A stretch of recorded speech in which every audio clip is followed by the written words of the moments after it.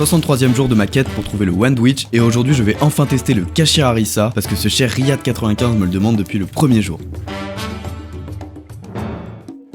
Pour commencer, on va réaliser du fromage Kiri maison. Pour ça, on fait bouillir 1 litre de lait puis on y ajoute 3 cuillères à soupe de vinaigre pour le faire cailler. On récupère ensuite notre caillé que l'on essore bien et on va venir le mixer avec du sel et du beurre. Une fois qu'il est bien mixé et qu'on a une texture bien lisse, on le met dans un bol et on réserve au frais. Ensuite, on va réaliser une sauce harissa maison. Pour ça, on va mixer 2 gousses d'ail avec de la pâte de piment, du cumin, du persil, du sel et de l'huile d'olive. On la met dans un ramequin et on la réserve au frais.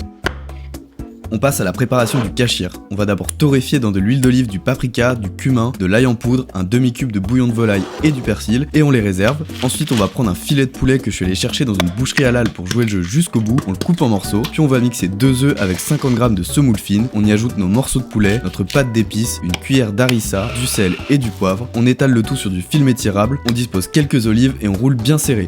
On enveloppe ensuite de papier alu et ça part à la casserole dans l'eau frémissante pendant 1 heure. On le déballe, on le coupe en tranches et on peut passer à l'étape finale.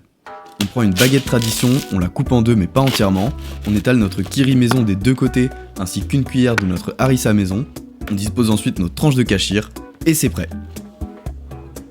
Franchement c'était pas mal, mais j'ai vraiment du mal avec la texture du kashir. La prime est fixée en fonction des interactions de la vidéo, alors oublie pas de liker, de commenter et surtout pas de t'abonner parce que c'était que le